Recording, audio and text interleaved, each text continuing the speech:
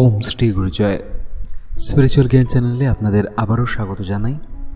আজকে একটি রোগ সম্পর্কে আলোচনা করব যেটি বর্তমানে মহামারীর আকার ধারণ করছে, কিন্তু একসময় এই রোগ ভারতবর্ষে ছিলই না বা মানুষ জানতেনই না। সেটা হলো ক্যান্সার। বর্তমানে ক্যান্সার একটা খুব স্বাভাবিক রোগ। অনেকে বলেন অমুকে মদ গাঁজা সিগারেট কিছুই খান না, তবুও ওনার ক্যান্সার হলো কেন? বুঝতে হবে তার জীবন প্রণালীতে ভুল আছে, বা সে ডাক্তারের পরামর্শ না নিয়ে উল্টোপাল্টা অ্যালোপ্যাথিক ওষুধ খেয়েছে। অত্যাধিক নেশা করলে যেমন ক্যান্সার হয়, সেই রকম বাজারের উল্টোপাল্টা খাবার, ফাস্ট ফুড আর উল্টোপাল্টাভাবে অ্যালোপ্যাথিক ওষুধের প্রয়োগেও কিন্তু ক্যান্সার হয়। আগের একটি আলোচনায় আমরা আলোচনা করেছিলাম যে লাল করে ভাজা আলু বা পাউরুটির লাল অংশ, সেটা খেলেও কিন্তু মানুষের 5টি সিগারেট খাওয়ার সমান ক্ষতি হয়। ক্যান্সার রোগের সম্পর্কে শিক্ষার অভাবে আজকে মানুষ এত ভুগছেন। তবে বর্তমানে ক্যান্সার রোগের অনেক চিকিৎসা বেরিয়ে গেছে, তবুও দেখা যাচ্ছে সাধারণ মানুষের ক্যান্সার হলে সে সর্বশান্ত হয়ে যাচ্ছে। লাখ লাখ টাকা তাদের কিন্তু ডাক্তারের পিছনে চলে যাচ্ছে। সবথেকে বড় কথা, শেষে গিয়ে 50% মানুষেরই ক্যান্সার রোগটি সারছে না, সে মারা যাচ্ছে। একমাত্র খুব ধনী ব্যক্তি ক্যান্সার রোগ থেকে ফিরে আসছেন, আর সেই ব্যক্তিই ফিরে আসছেন যিনি উপযুক্ত ডাক্তারের পরামর্শ নিয়ে চিকিৎসা করছেন। উপযুক্ত ডাক্তার এই জন্যই বললাম, কারণ এমন অনেক ডাক্তার আছেন যারা উল্টোপাল্টা চিকিৎসা করে নিজের লাভ দেখতে গিয়ে অত্যাধিক টেস্ট করিয়ে, অত্যাধিক ওষুধ দিয়ে মানুষের ক্ষতি করছেন। এই যে আজকাল ডাক্তাররা বিভিন্ন রকম অত্যাধিক টেস্ট দেন, যেখানে একটা দুটো টেস্ট করলেই হয়তো রোগের কারণ জানা যায়, সেখানে একটু বেশি টেস্ট দেন, কারণ তার কিছু পার্সেন্টেজ ওনারা পান। কিন্তু এই টেস্টের যে বিভিন্ন রেজ, বিভিন্ন রকম ওষুধের প্রয়োগ, এতেও কিন্তু মানুষের কোষকলার ক্ষতি হয়। এই জন্য এখানে উপযুক্ত ডাক্তারের কথা বলা হলো। মনে রাখতে হবে, ক্যান্সারাস সেল আমাদের সবার দেহেই আছে, কিন্তু সেটা যখন এক জায়গায় এসে সংগঠিত হয় তখনই কিন্তু বলা হয় ওই ব্যক্তির ক্যান্সার হয়েছে। দেখা যায় যেখানে ক্যান্সারাস সেলটি সংগঠিত হচ্ছে সেখানে কারোর কারোর টিউমার হয়ে যায়, বা ইন্টারনালি হলে সেই অঙ্গটি মানুষের খারাপ হয়ে যায়। তখন সেটাকে অপারেট করে বাদ দিতে হয়, বা বিভিন্ন ঔষধাদি বা কেমোথেরাপির মাধ্যমে তাকে সুস্থ করতে হয়। ক্যান্সারের ওপর বিদেশের কিছু বৈজ্ঞানিকগণ বলছিলেন, এই যে কেমোথেরাপি, সেটিও ক্যান্সারের ক্ষেত্রে একটি অপচিকিৎসা।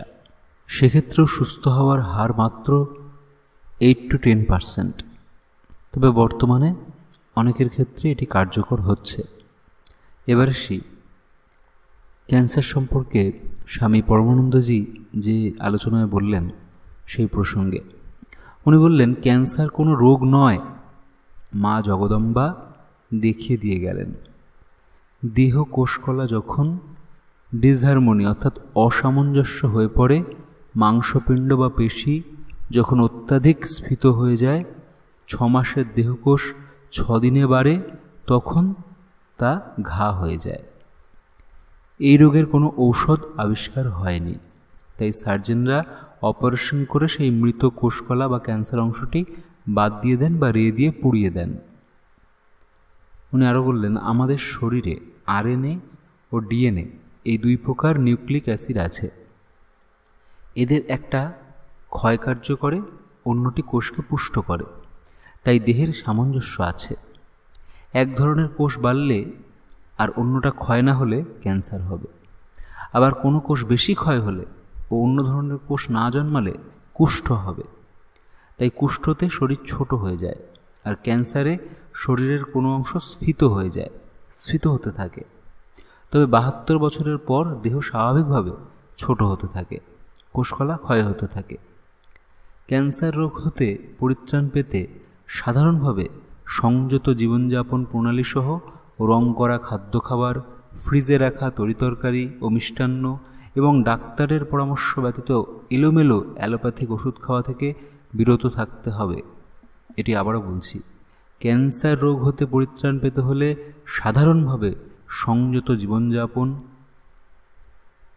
রং করা খাদ্য খাবার, ফ্রিজে রাখা তরিতরকারি, মিষ্টান্ন এবং ডাক্তারের পরামর্শ ব্যতীত এলোমেলো অ্যালোপ্যাথিক ওষুধ খাওয়া থেকে বিরত থাকতে হবে। আর সেই সঙ্গে তন্তু বা আঁশ জাতীয় ফলমূল, শাকসবজি সহ নিয়মিত ত্রিফলা চূর্ণ সেবন করতে হবে। নিয়মিত প্রত্যেক দিন ত্রিফলা চূর্ণ সেবন করতে হবে। বিদেশিদের তুলনায় আমাদের দেশে ক্যান্সারের প্রবণতা কিন্তু কম, কারণ আমাদের রান্নায় হলুদ এবং সর্ষের ব্যবহার বেশি।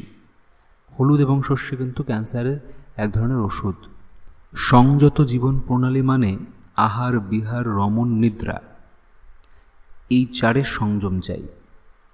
আহার গ্রহণকালে অর্থাৎ খাবার সময় সোজা হয়ে বসে 5 আঙ্গুলের অগ্রভাগ দিয়ে ধরলে যতটা ভাত ওঠে তাই নিয়ে খেতে হয়। এইভাবে 49 গ্রাস খেতে হয়। 5 মিনিটে খাওয়া হয়ে যাবে। যদিও চিবিয়ে চিবিয়ে খাওয়া ভালো।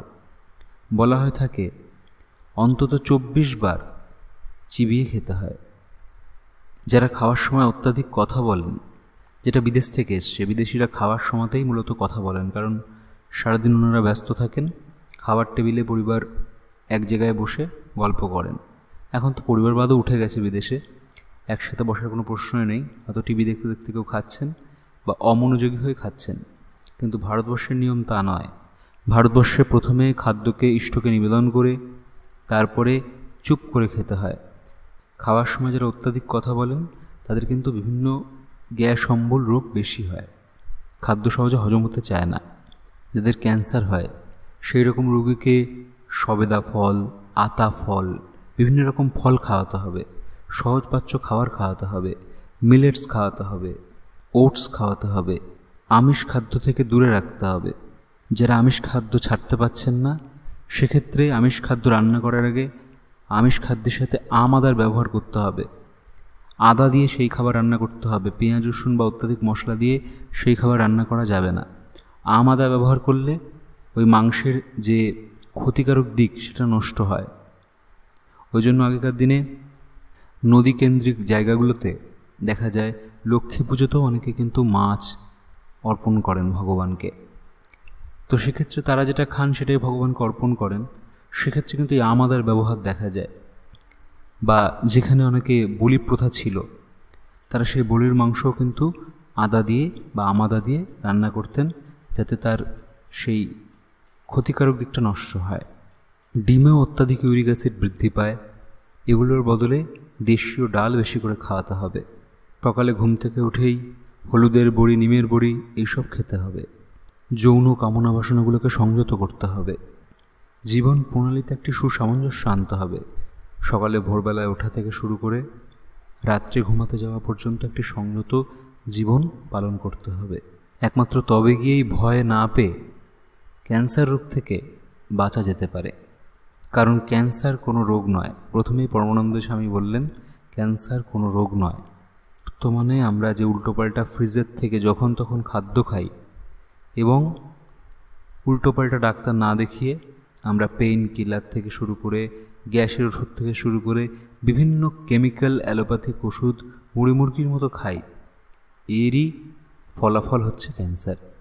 এমনকি কেউ কেউ বলেন বিজ্ঞানীরা, এই যে মাইক্রো ওভেনে যে রান্না হয়, এই মাইক্রো ওভেনের রান্না যেহেতু আগুন ছাড়া, এই সকল রান্না খেলে কিন্তু বিশেষ করে মহিলাদের ইউট্রাসে এবং ব্রেস্ট ক্যান্সার বৃদ্ধি পায়। বর্তমানে তাই আশেপাশে অনেক মহিলাদের এই ধরনের ক্যান্সার দেখা যাচ্ছে, কারণ বেশিরভাগ বাড়িতেই এইসব মাইক্রো ওভেন দ্বারা রান্না কিন্তু হয়ে থাকে। আগুনে রান্না করার একটি আলাদাই গুণাবলী আছে। প্রাচীনকালে যে কাঠে রান্না হতো সেটাই ছিল অনেক বেশি বিজ্ঞানসম্মত। সেই রান্নার টেস্টও যেমন ভালো ছিল, সেরকম উপকারিতাও বেশি ছিল।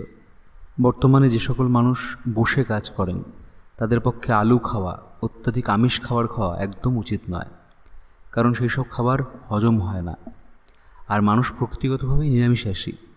তবুও যারা আমিষ খাবার খান তারা যদি অত্যাধিক পরিশ্রম না করেন তাহলে কিন্তু তাদের পক্ষে সেই খাবারই বিষ হয়ে ওঠে। সুতরাং একটু সংযত জীবনযাপন করলেই মানুষ কিন্তু খুব সহজেই ক্যান্সার রোগ থেকে বাঁচতে পারে। তার জন্য কোনো দামি দামি অ্যালোপ্যাথিক ওষুধ খেতে হয় না, কেমোথেরাপি নিতে হয় না, কিচ্ছু করতে হয় না।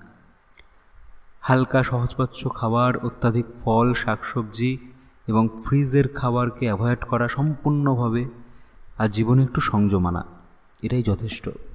সবাই ভালো থাকবেন, সুস্থ থাকবেন। আজকের আলোচনা আমরা এখানেই শেষ করছি। ওম শ্রী গুরু জয়, শ্রী গুরু জয়, শ্রী গুরু জয়।